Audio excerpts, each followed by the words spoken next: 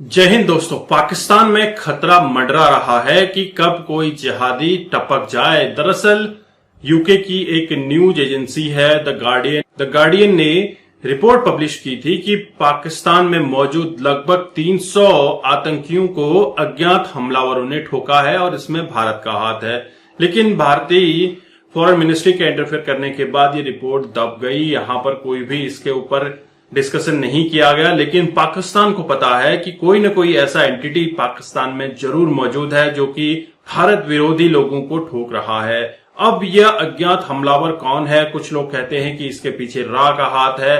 लाल टोपी डरा हुआ है। लाल टोपी अपने बंकर से बाहर नहीं निकल रहा है। दरअसल 300 से ज्यादा आतंकियों को ठोक दिया गया है। खासतौर पे लश्कर तैयबा से बिलोंग करने वाले लोग थे।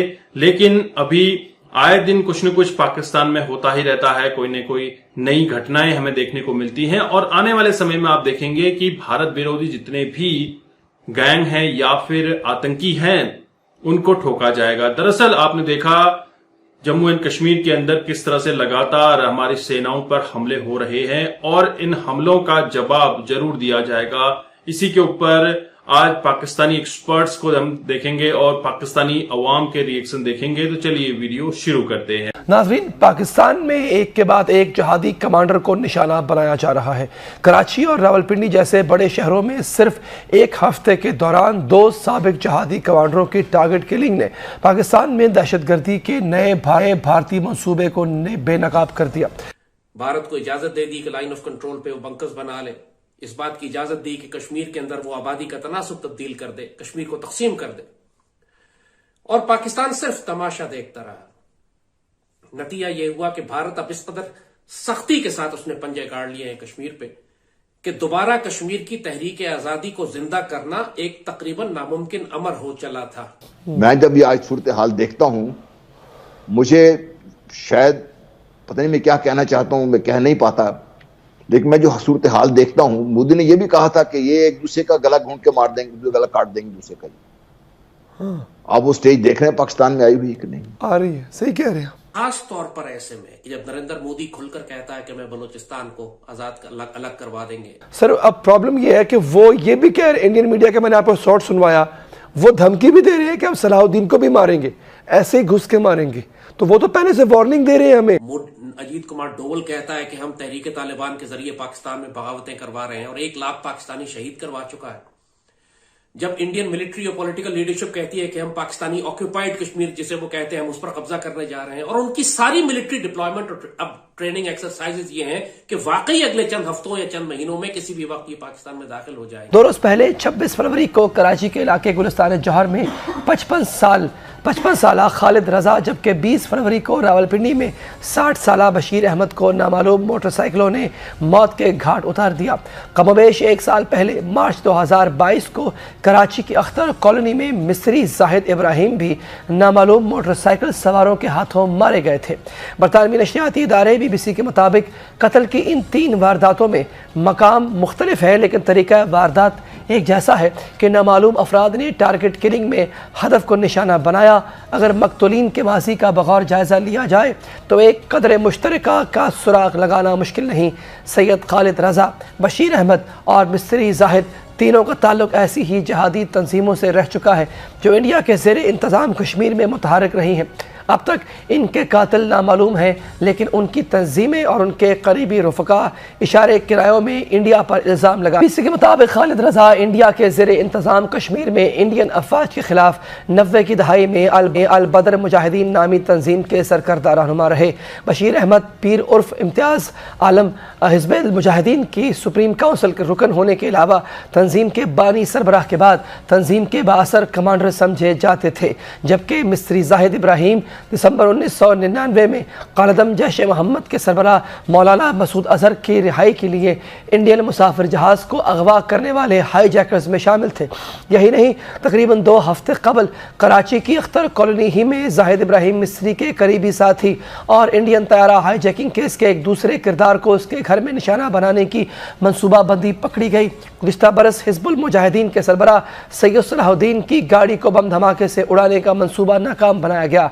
जबकि जून 2021 में लाहौर के इलाके जौहर टाउन में एक कार बम धमाके में कलदम जमात-उद-दावा के सरबराह हाफिज सईद के घर को निशाना बनाने की कोशिश की गई, जिसमें 4 अफराद हलाक हो गए थे। तहकीकाती इदारों की रिपोर्ट के मुताबिक इस हमले में इंडिया मुलव्वस था।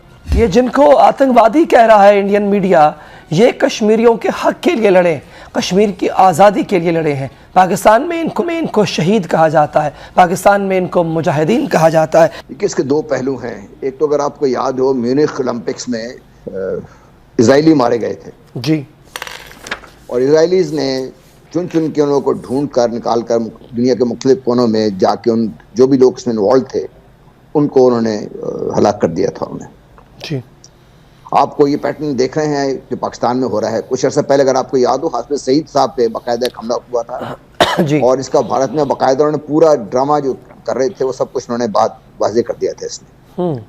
भारत का ये एक पहलू है जो शायद दुनिया को मालूम है। जब मैं दुनिया में बात करता हूँ तो मैं खास तौर पे अमेरिका की बात करता हूँ, बरतानिया की बात करता हूँ। उनको मालूम है उनके साथ मिलकर ही काम हो रहा है।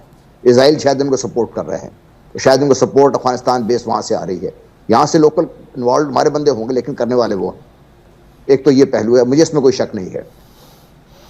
दूसरा जो बहुत अफसोसनाक, इससे ज़्यादा तकलीफ दे पहलू मेरे लिए ये है कि मैं पाकिस्तान, हम क्या कर रहे हैं इस सिलसिले में।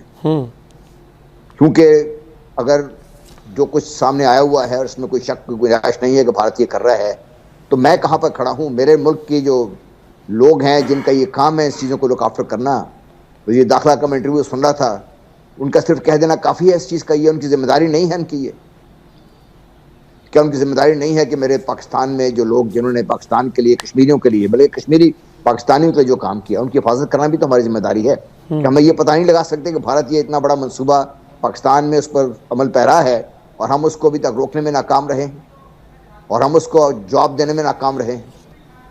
पाकिस्तान में दहशतगर्दी के जो लोग पाकिस्तान में दहशतगर्दी में मुलव्वस होते हैं, हमने एक को तो मेहमान बना के रखा हुआ है, बाकी भारत में लोग खुलेआम फिर रहे हैं, उनको कोई पूछने वाला नहीं है।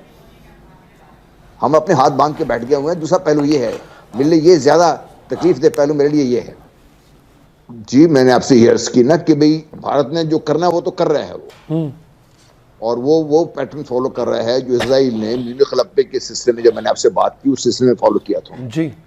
और वो देखिए एक से बाद एक जो मुजाहिदीन थे उनके पीछे आए हुए हैं और वो डिक्लेयर भी कर रहे हैं। और उनकी डिक्लेरेशन का मतलब क्या आप समझते हैं? इसका मतलब ये कि पाकिस्तान ने अपने जो हाथ पांव बांध के रखे हुए हैं, इनकी रस्सियां और टाइट हो गई हैं। हम अपने आप को इस कदर मजबूर महसूस कर रहे हैं इस वक्त बैठ के कि हमारे यहाँ, मेरा वज़ीर दाखिला मुझे ये कह रहा है कि है तो भारतीय है लेकिन आगे क्या कर रहे हैं हम इसके सिलसिले में। हमने भारत को किसका जवाब दिया? कुलभूषण यादव को तो हमने मेहमान में आके रखा हुआ है ना। इसके अलावा और क्या हम क्या कर रहे हैं? जो मेरे मुल्क में घुस के मेरे लोगों को शहीद कर रहे हैं, मेरे बंदों को मारने के अलावा हम क्या कर रहे हैं? सही कह रहे हैं। और ये आपका मेरा नंबर भी कभी भी आ सकता है सर, बाय द वे। अच्छा सर, अर्ज ये है कि ये आपको क्या लगता है कि इन पे कोई इंटरनेशनल प्रेशर है इन पे? चूँकि अभी एक खबर आई थी, ये खबर अब पता नहीं इसकी इस पे सच्चाई कितनी है, कि अभी हाल ही में 27 फरवरी गुजरी है सर, जब एक बंदा हमारी चाय पी के गया था, वो क्या नाम था उसका, अभिनंदन को भी हमने एक दोस्त मुसलमान मुल्क जिससे अक्सर हम कर्जा लेते हैं उसके दबाव पे आके रिलीज किया था। हमारे हाथ पांव किसने बांधे हुए हैं जनरल साहब? हमने खुद बांधे हुए अपने हाथ पांव। हमने मिल मिला के पाकिस्तान को स्टेज पे पहुंचा दिया है कि हम एहतजाज करने के काबिल भी नहीं रहे इस वक्त। हमने अपने आप को यहाँ इस जगह पे पहुंचा दिया है। कशकोल लेके फिरेंगे तो हाल तो ये होगा ना हमारा। पाकिस्तान के लिए तो कोई काम करें। तो दोस्तों, आपने ये वीडियो देखी और आपको आइडिया लग गया होगा कि पाकिस्तान किस कदर डरा हुआ है। दरअसल पाकिस्तान के डर का जो सबसे बड़ा कारण है वो है पाकिस्तान में आतंकियों का पाल पोषण जो हो रहा है, इसको बंद किया जाना। अगर आतंकियों को ठोका जाएगा तो पाकिस्तान के जो मंसूबे हैं भारत में इंस्टेबिलिटी पैदा करने का, वो खत्म हो जाएगा। दरअसल पाकिस्तान खुद ही स्टेबल नहीं हो पा रहा है। पाकिस्तान में आए दिन कोई न कोई क्राइसिस आपको देखने को मिल रही है। कहीं आपको देखने को मिल रहा है टूरिस्ट जला दिया जाता है, कहीं आपको फूड क्राइसिस, इकोनॉमिक क्राइसिस तो सर पे मंडरा रहा है, लेकिन भारत के मसले में टांग अड़ाना ये नहीं भूलते हैं। दरअसल पाकिस्तान का जो एजेंडा रहा है स्टार्टिंग से ही, वो भारत विरोधी रहा है। अपने लोगों में भारत विरोधी इन्होंने जहर घोल दिया है। दरअसल मेन स्ट्रीम मीडिया पे बैठे हुए लोग भारत विरोधी गाने गाते रहते हैं, लेकिन सोशल मीडिया के माध्यम से आज का युवा जागरूक हो चुका है और आने वाले समय में आपको लगातार पाकिस्तान में जिस तरह से सोशल मीडिया पर बैन हुआ है, ये भी होता हुआ देखने को मिलेगा, जिससे कि सोशल मीडिया के माध्यम से कोई भी एक्टिविटी हो तो वो लोगों तक ना पहुंचे। मेन स्ट्रीम मीडिया चलता रहेगा, उस पर डमरू गाना बजता रहेगा जो वहां की स्टैब्लिशमेंट चाहेगी।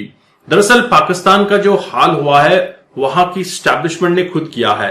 1947 से लेकर सेपरेशन के बाद से अब तक पाकिस्तान की स्टैब्लिशमेंट और पाकिस्तान की सियासत सभी ने अपनी रोटियां मजहब के नाम पर सेकी हैं और ये रोटियां अब जलती हुई नजर आ रही हैं, क्योंकि यूथ अब जागरूक हो चुका है। यूथ दूसरे देशों में पैसा कमाने जरूर जाता है, लेकिन जो रेमिटेंस पाकिस्तान में आता है उसका इस्तेमाल सियासतदान जरूर दूसरे देशों में प्रॉपर्टीज खरीदने के लिए करते हैं। अवाम के हाथ कुछ नहीं आता है। और आजकल पाकिस्तान में जो ये सिस्टम चला हुआ है अज्ञात हमलावर वाला, मैं तो इनको सैल्यूट करता हूं कि भैया काफी अच्छा काम किया है। जो भी भारत विरोधी आतंकियों को या फिर भारत विरोधी गतिविधियों में शामिल लोगों को ठोक रहा है। आए दिन आपको न्यूज सुनने को मिलती है, कभी किसी का भतीजा मारा जाता है, कभी किसी का बेटा मारा जाता है, कभी कोई आतंकी लाहौर की सड़कों के किनारे मृत पाया जाता है। ये होना जरूरी है। जब तक आतंकियों के अंदर एक डर का माहौल नहीं रहेगा तब तक भारत विरोधी एक्टिविटीज होती रहेंगी। नरेंद्र मोदी कार्यकाल में आपको ये सब देखने को मिला है और पाकिस्तानी एक्सपर्ट कह रहे हैं कि भारत का जो रॉ है ये मोसाद से भी खतरनाक है, क्योंकि यह अपने दुश्मनों को ढूंढ ढूंढ कर मारता है। हालांकि मोसाद का नाम आपने जरूर सुना होगा, अपने दुश्मनों को 20-22 साल तक हाथ लगाकर ढूंढता है और उनको मारता है। तो इसी तरह का अब भारत का रॉ भी हो चुका है, ऐसा पाकिस्तान के एक्सपर्ट का कहना है, लेकिन ठोस सबूत किसी ने प्रेजेंट नहीं। दोस्तों, आपके क्या विचार हैं? क्या इसी तरह की एक्टिविटीज भारत विरोधी आतंकियों को ठोकने का काम चालू रहना चाहिए? जरूर कमेंट कीजिएगा। अगर आप चैनल पर नए हैं, चैनल को सब्सक्राइब करना मत भूलिएगा। मैं आपको मिलता हूं नेक्स्ट वीडियो में, तब तक के लिए थैंक यू। जय हिंद, जय भारत, जय श्री राम।